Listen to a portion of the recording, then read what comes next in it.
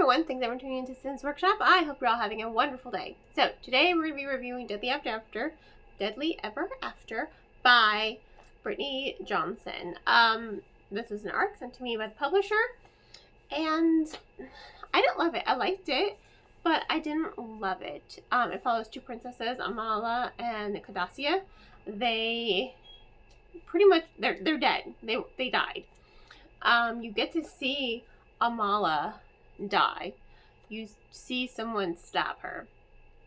As for Cardassia, it looks like she just had a cough and died in her sleep, right?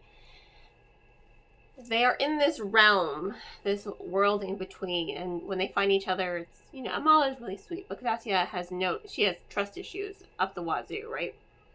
And then, they're kind of met with women who I kind of want to call like the Fates, right? Okay. So, the Fates pretty much tell them, this is your second chance. And, if you want to live again, this is your one and only chance to do so, right?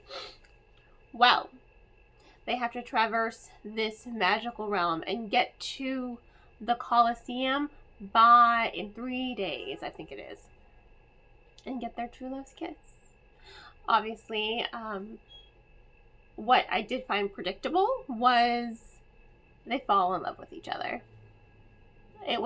That part was predictable. I'm like, oh, these two girls are going to be each other's true love's kiss. Not that I'm mad about it. I'm mad that I found it so predictable. And that's the part that's the part that bugged me.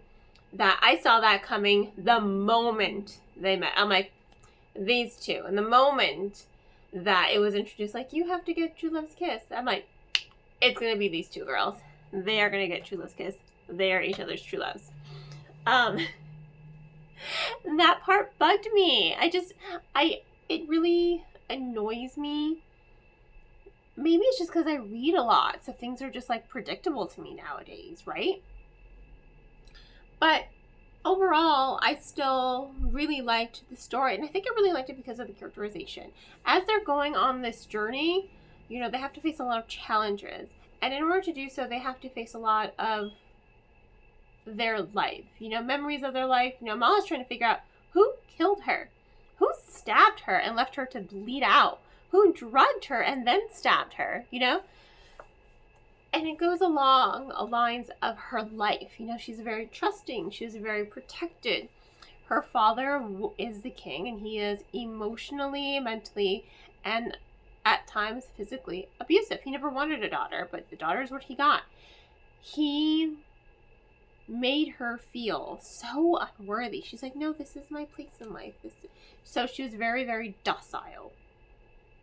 And it's not until she dies and then is, awakened that she discovers,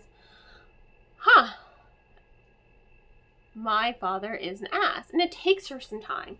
It does take her a lot of time to figure that out, because she does make excuses for him, as many abuse victims do. In the beginning, they're just like, oh, he didn't mean it. Oh, she is in that stage. And by the end, she's like, the moment she stands up to her father, that part was amazing.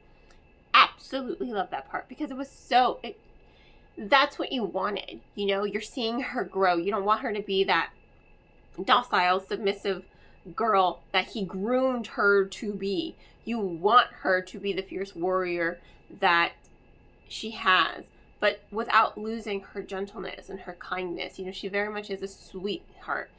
So I love that she was able to find her self-worth and regain her identity and establish an identity outside of her father's controlling narrative. I thought that part of the story was done really, really well. For Cardassia, her story is more, she's grieving her, she's grieving her brother's death, right? She's like, the family knew he was dying and no one told me. So she has a lot of trust issues. She has a lot of walls up.